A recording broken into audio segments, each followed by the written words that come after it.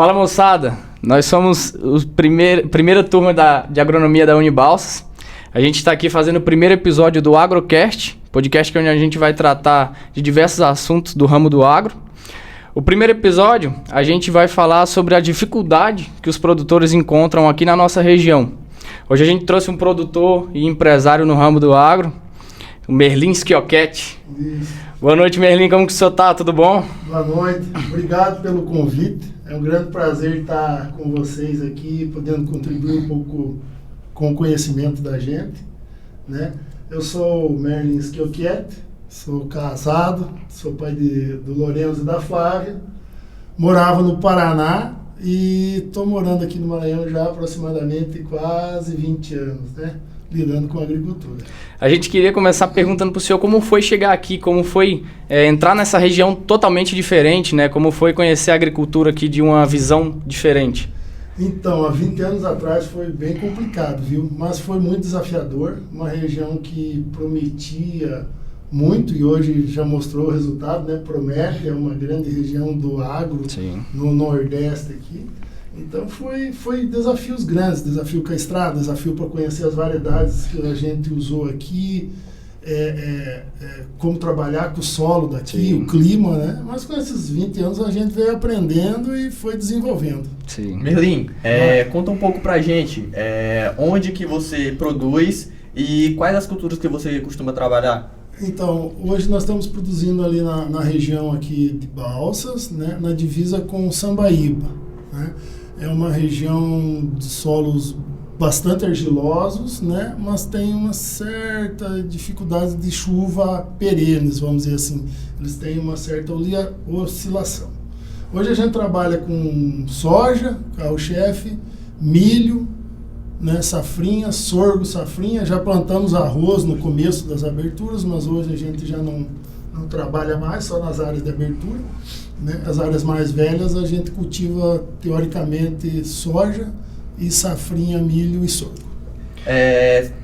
O seu maior desafio que você diria que você encontrou ao chegar aqui no sul do Maranhão, qual seria? Um desafio que a gente no começo se bateu bastante foi que em algumas regiões foi o clima, né? Depois a variedade, mas o clima a gente começou a ter que aprender com ele como plantar, como cultivar a soja aqui, como preparar o solo para receber a soja, né, com coberturas verdes. Hoje vamos falar mais em braquiária e milheto, né, e um pouco de crotalária, mas é por aí. Muita correção de calagem, né, calcário e gesso, para que melhore a CTC do solo e a gente possa produzir o máximo nesse intervalo das águas que a gente chama. Sim, exato. Nessa questão da palhada, na sua região, o que o senhor achou que foi melhor, que mais deu resultado? Então, hoje o que a gente usa praticamente na fazenda são dois tipos de palhada, né? A braquiária, sim, e o milheto. Hoje a braquiária é 80% e 20% de milheto. Sim, né? Sim. É uma espécie que se deu bem aqui, cresce rápido, entrega uma boa quantia de palhada, bastante resistente à época da seca, consegue proteger bem o solo aí contra ervas daninhas e erosão eólica, sim, e outras mais, né? Então seria praticamente essas duas. Mas existem outros, como te falei, crotalárias e algumas outras variedades de braquiárias entrando, né? São várias daí. Nessa questão também, o senhor acha que o manejo biológico também ajudaria? A gente tem aí fixadores de nitrogênio, né? Sem dúvida nenhuma, ajuda muito, muito, em vários fatores, tanto na fixação de nitrogênio, na aplicação via suco, como na aplicação via pulverizador, foliar, modificador de solos. A gente está usando, hoje a gente usa praticamente 50% de produtos biológicos já na nossa fazenda. Questão de controle de praga. O senhor tem um biológico que ajudou muito? Sim, a gente tem biológicos de cigarrinha para percevejo, que a gente já usa, e cigarrinha também, mosca branca, né? Eles vêm trazendo grandes resultados aí em cima da intensidade da praga, do desenvolvimento da praga. Né? Dessa forma, o senhor acha e pode falar um pouco para a gente como um bom manejo de solo pode ajudar no manejo das culturas? Eu acho que o bom manejo do solo e das culturas é primordial para você ter uma boa produtividade. Isso vai te ajudar a não sofrer tanto com o impacto climático quanto das pragas, né? É primordial, é a primeira coisa que o agricultor tem que aprender. Análise de solo. Eles ajudam em praticamente tudo. O biológico, é natural, é uma potência aí que está vindo, mas tem que ser bem trabalhado, bem usado, bem aplicado. Senão, às vezes, você não consegue os resultados que gostaria. Entrando nessa parte do clima agora, não tem como fugir do assunto e isso é o que todo produtor comenta, né? O senhor pode falar um pouco pra gente como essas mudanças no clima têm afetado a sua produção? Assim, sobre o clima, eu sempre digo que o clima afeta muito o agricultor porque ele afeta em cima da produtividade. Afetando a produtividade do agricultor, afeta praticamente o preço da commodity. Afetando o preço, né, ele faz com que a gente tenha que trabalhar mais com o clima, com cuidado, se preparar mais para ele. Em alguns momentos atrás a gente já falou sobre calagem, cobertura, biológico, então são por esses caminhos que a gente vai acertando, né? É por aí que se protege do clima, das intempéries, ou de muita chuva em pouco tempo, ou de uma seca um pouco mais prolongada ali, trazendo algum tipo de deficiência hídrica, né, para a cultura. Como o senhor tem lidado com isso? Foi atrás de algumas outras modificações genéticas, no caso da soja, com uma mudança para resistência maior à seca? Rapidamente, assim, a gente trabalha com várias. Uma delas é o que você comentou, né, sobre variedades mais resistentes e que consiga suportar esses pequenos estágios sem chuva. Solos, né, calagem de solos, como a gente comentou, calcário e gessagem, palhadas, né, e um bom manejo de biológico, químicos e adubos, né, vai te ajudar a passar por isso. Às vezes, quando é muito severo, daí a gente tem dificuldades, né, mas muitas vezes ajuda e ajuda muito. Sim, falando desse ponto de produção, né, de produtividade, a gente entra um pouco no pesado bolso, né? Falando sobre os insumos, como é para o senhor? Questão de logística, compra de insumos? Então, insumos, né? É o calcanhar de Aquiles do produtor, né? Hoje a gente trabalha praticamente com adubação fosfatada, né? E KCl, que é o cloreto de potássio. Isso pesa muito, porque é via dólar. Sim. Tem subido muito, não tem acompanhado o preço de soja, apesar que a soja é dólar, mas hoje a gente fala aí em 3.800 a 4.000 reais a tonelada, e há 3, 4 anos atrás a gente comprava por 1.500, 2.000 reais. Sim, né? Sim. Então ele pesa muito.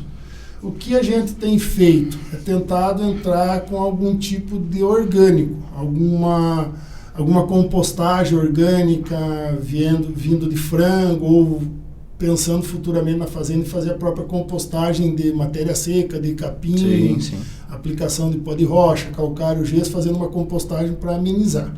Então seria mais ou menos essas alternativas. Algumas regiões do Brasil têm muito dessa matéria orgânica disponível e outras regiões não. Aqui no Maranhão ainda a gente tem pouco, né? Dejeto de animais, por exemplo, como suínos e gado, né? Frangos. Em algumas regiões que a gente conhece, Goiânia, Minas e o Paraná, já tem uma variedade maior, né, desses dejetos. Na fazenda do senhor tem algum outro tipo de produção sem ser o grão? Sim, nós temos gado também de corte. Sim.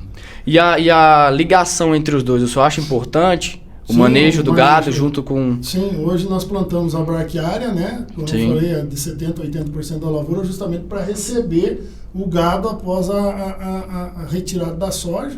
Sim. Ele receber o rebanho que vai em cima da lavoura, esse consórcio, vamos dizer assim, né? Onde o gado contribui, você também com um pouco de dejeto em cima da área, mas tem que ser muito bem manejado para não virar uma compactação ou um prejuízo, não deixar baixar muito capim, mas aí tem estudos e é só se aperfeiçoar que dá certo. Sim. Questão de mecanização na área do senhor, como que é a questão do solo? É argiloso, arenoso? Solo muito argiloso lá. Sim. Pouca mecanização e o máximo possível de palhada. Mecanização mesmo com subsolagem e operação de grade só o necessário mesmo. Então o revolvimento do solo só tenta fazer o mínimo possível, né? É Sim, as minhas sim. que tem 12 anos sem mexer com o solo. Você Só tá doido. com subsolagem e braquiária.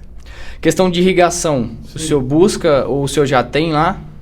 Nós temos um pivô de irrigação, pivô central, Sim. né, que irriga 65 hectares.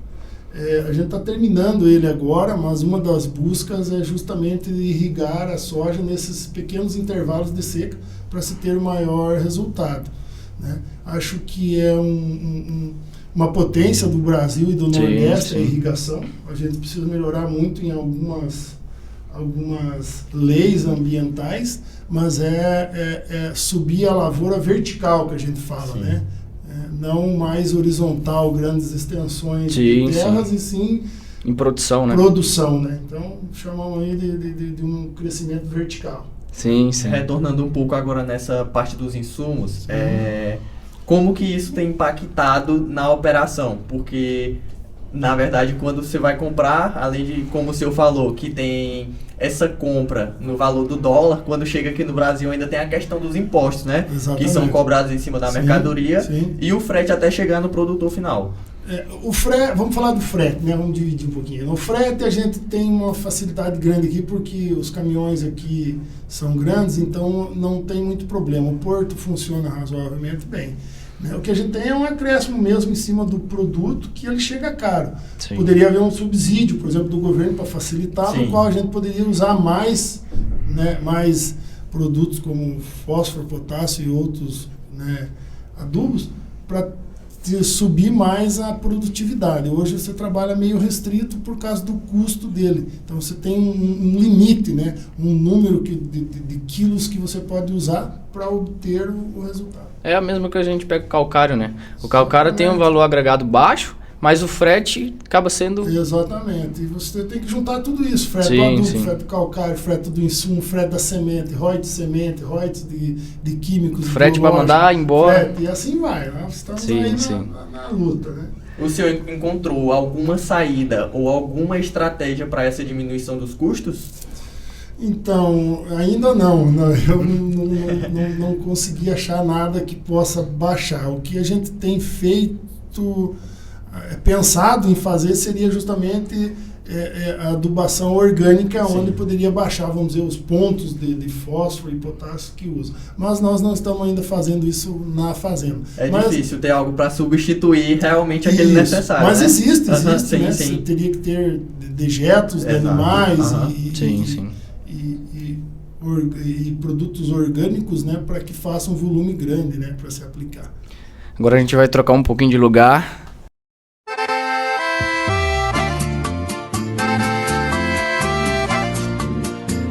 Iniciando a segunda etapa, eu sou a Ana Beatriz, meus colegas, e nós vamos iniciar.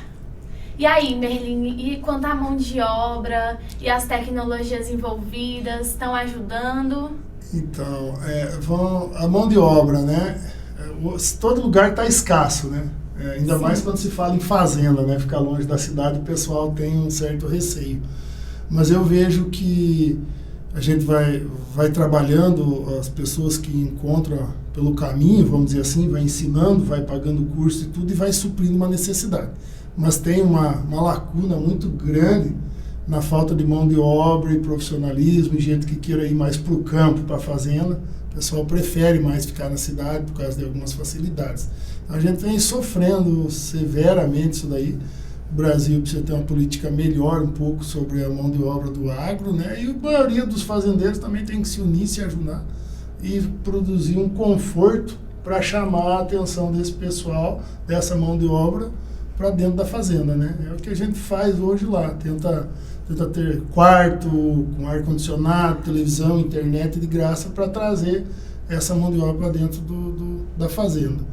Sobre a tecnologia, quando você consegue uma mão de obra que está dedicada e quer aprender, você não tem muito problema, porque a tecnologia das máquinas hoje já estão aí, fazem piloto automático, máquinas autônomas há 8, 10 anos, né?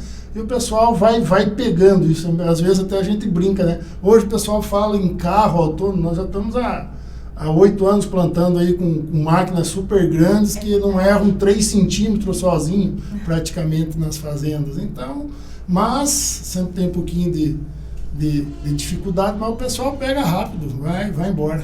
Essa galera nova, então... Vixe, eles são ligeiros demais, como diz o mineiro, né?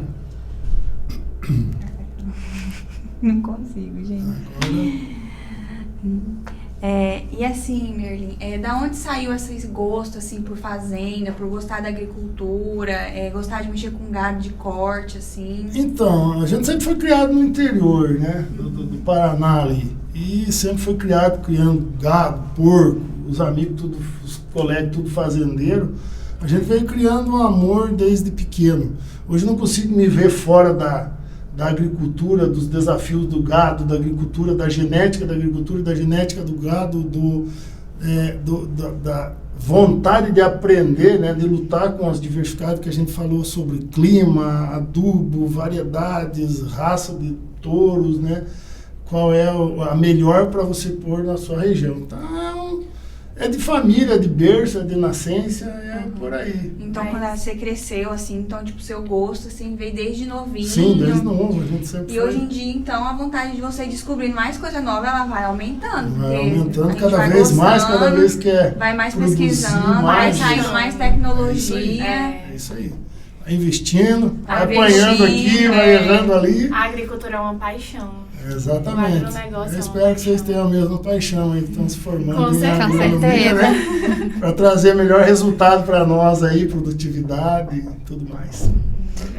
Então, o que continua te motivando para você continuar na agricultura, mexendo com gado e com os desafios que a gente tem hoje? Praticamente isso que a gente comentou, né? Primeiro, a liberdade de você poder produzir nesse Brasil, né? Ter os recursos que a natureza e o que a gente procura, né, junto com as empresas para produzir. O motivo desde pequeno, como eu tinha comentado anteriormente, é uma paixão. Tem que ser apaixonado para ser agricultor, porque você trabalha 24 horas, se o dia tivesse 36, né, você trabalharia 36. Então é uma paixão, a luta por novos desafios, por novas produtividades, por novas vitórias, né, na tua produção. E o sabor, né, depois de você poder passar aí 4 meses praticamente cuidando de uma cultura, né, de um ser vivo, que é uma planta, e ela te produzir 10 vezes mais do que você plantou, 5 vezes mais. Então isso faz com que você sempre tenha desafios para produzir cada vez mais e seguir a vida. É verdade. Então, Merlin, nós te agradecemos muito por ter topado a nossa ideia, por ter agradeço vocês. Aumentado o nosso conhecimento. Foi uma noite incrível, que a gente aprendeu demais com o teu conhecimento. A gente vê que você faz isso porque é uma paixão, porque você gosta. E com certeza nos inspirou. Obrigado, eu que agradeço vocês terem me convidado. Boa sorte. Obrigada. E para agradecer a sua presença, você que está assistindo, trouxe um mimo para você. Compartilha com a galera aí. Goste, aproveita. Obrigado, não precisava. Muito obrigada. Obrigada. Foi um imenso prazer estar com você aqui. Olha aí.